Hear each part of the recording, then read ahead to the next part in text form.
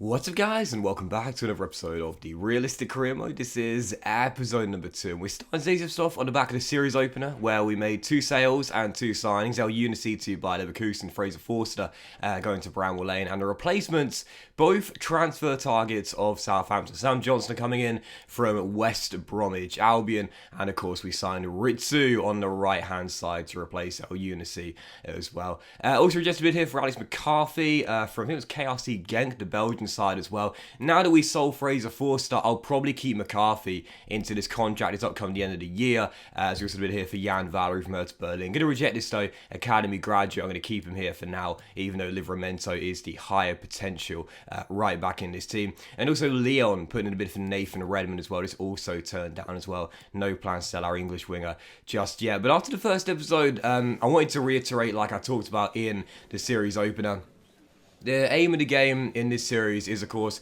trying to keep it as realistic as possible. So that includes sale destinations as well as signings as well. And in the very first season, I'm only going to be bringing in the very first season, transfer targets Southampton have been linked to in real life as well. So far, Sam Johnston heavily linked to the Saints, and also Ritsu Doan, who had both made their debuts in the season opener away against Everton at Goodison Park as well.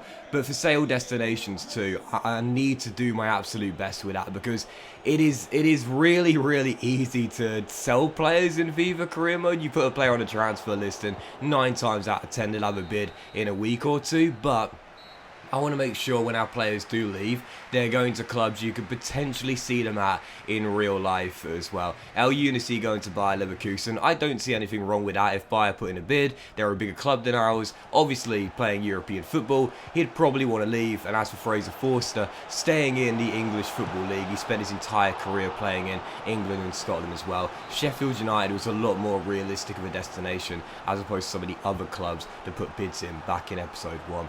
Anyway, yeah, first game of today's episode, season opener, Frank Lampard, Everton away at Goodison Park. And heading into this game, I've got to be honest, the first half was really poor, nothing going on whatsoever, and I didn't want to start the season off with a goalless draw, but I couldn't get inside whatsoever. In the second half, just 5 minutes after the restart, Sam Johnston on his debut made a great save, but couldn't do much about the follow-up effort. Dominic Calvert-Lewin, DCL, gives the Toffees the lead. They're in front and we're a goal down, and I really struggled in this game as well. My creativity just wasn't there. I'll be honest here, I got no problems with 4-4-2, but it's not my preferred style of play. It's not my preferred formation. I feel nowadays in modern football, I much prefer having just one man up top and a supporting couple of wingers, whereas in this team I was really struggling to get the multiple chances that I needed to get a goal, because in FIFA 22, whilst the games are often goal gluts, you often need more chances on average to score than the AI do. But in the final 10 minutes, picked it up a little bit, got a couple more chances, and eventually found the breakthrough. And it was our new signing, Ritsu Doan, cutting in from the right and bending one in with his preferred left foot to bail us out with 3 minutes on the clock and give us the leveller. And the XG of this game told the story as well, like 1.1 for Everton, 1.3 for us. I rarely created any good chance in this game. The one I got, it was the one I took. Ritsu bailing me out right towards the end there as Doan gives us the point. And obviously, you know, I put Ritsu on the right hand side and moved Armstrong over to the left, and I do think that's the right thing to do, is turn a bid here down for Che Adams from Valencia of 11.7 mil. No plans to sell him, and RB Leipzig putting in a bid as well. Obviously, in years to come, I wouldn't be against selling him, but he's got a very good goal to game ratio for Southampton, and I want to keep him here. I wasn't too fussed about El Unity leaving, but for Che Adams, definitely want to keep him here at least for the very first season, alongside Armando up top, of course. But yeah, Ritsu's going to be on the right hand side in this team, because I feel as though like inside forwards slash inverted wingers, like that's always my preferred style on the flanks in FIFA CM and even in Football Manager as well. Like crossing the ball into the box is very ineffective in FIFA. So having players who can step inside and shoot with their preferred feet is far more beneficial and a much higher chance of getting goals that way, I've found. So that's why Ritsu's on the right hand side. And I definitely do feel as well, despite Che Adams' great goal to game ratio, Armando is a heck of a young talent. Obviously the young Albanian on loan from Chelsea. I'm already thinking with Chelsea's current sanctions and fiscal situation, next season, season 2, for realism, maybe they want to cash in, possibly already thinking about that 2 games into the season. But I really do feel as though most of my goals might come from the flanks this season with Armstrong and also Ritsu as well, even with Che and Armando up top together. Still, second game of the season and our first one at home on the south coast at St Mary's, taking on the Red Devils, Ralph's Manchester United. Heading into the game, a couple of great chances for the Red Devils in this one. Cristiano Ronaldo denied, great save by Sam Johnston, and then 66 minutes in, he would get the breakthrough. I think Ronaldo's only scored 1 goal in the calendar year of 2022 in the Premier League so far. Is that right? Please correct me if I'm wrong, but I think that's right there. He also had a great start to his return at Manchester United. A couple of iconic moments already in the Champions League. Late game winners and levelers. That one against Atalanta away was sublime. But obviously in the second half of the season, he's struggled quite a bit, at least in terms of his goal-to-game ratio. But in this game, no such problems whatsoever. Banged in the Red Devils' opening goal, 24 minutes on the clock. And whilst I was pushing and looking for a late leveler, just couldn't find it in the end. Our first home game ends in defeat, and I'll be honest here, once again, I really struggled with creativity in this game, as Ronaldo's goal proved to be the only one in the match.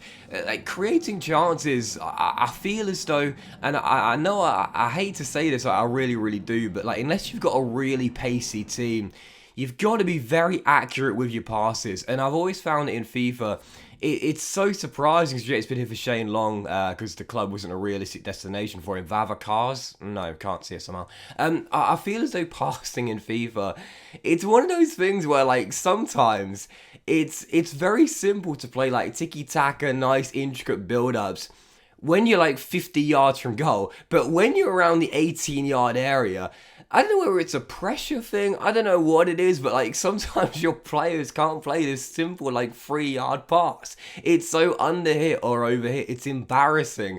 And I don't really know why that is, to be honest, because, you know, years ago, back in FIFA 16, you'll remember this if you've been playing FIFA for that long, EA made a major change. From FIFA 15 to FIFA 16, it was a major change to the gameplay. They slowed it down, they tried to make it more technical, slower paced, and more about passing. The tagline for that year's FIFA was play beautiful. The emphasis was supposed to be about really nice team goals, passing build-ups.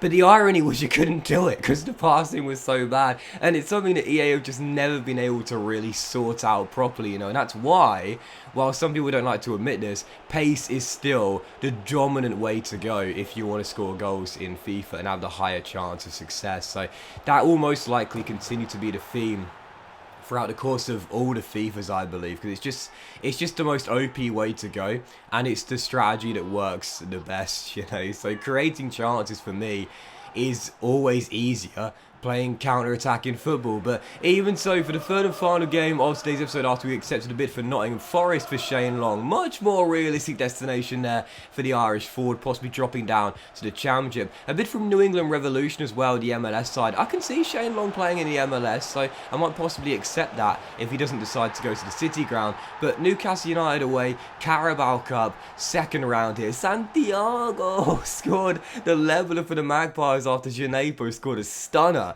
to give us the lead in this game, as we had our first ever lead of the series. But Santiago with the goal. Never let your means become dreams, boys. Santiago with the leveller. He's so much better than that fraud Gavin Harris, as it's 1-1. And in the second half here, right after the restart, oh man, if you've been watching me for a while, you know I love these goals. Kick-off goals, absolutely love them. You don't give your opponent a sniff of the ball and you find the goal yourself. Che Adams rejects those bids from Leipzig, and I think it was Valencia as well. Yeah, no plans to sell Che Adams in the very first season, at least. So yeah, Che Adams restores our lead. It's 2-1 right for kickoff, and then it's stoppage time. How about this, man? Absolutely chaotic sequence of events. But Tino Livramento, the former Chelsea youth grad, with a goal-saving and game-winning block in the final seconds of the deep stoppage time, as we held on for the 2-1 victory. Southampton have a couple of really good youngsters in their team,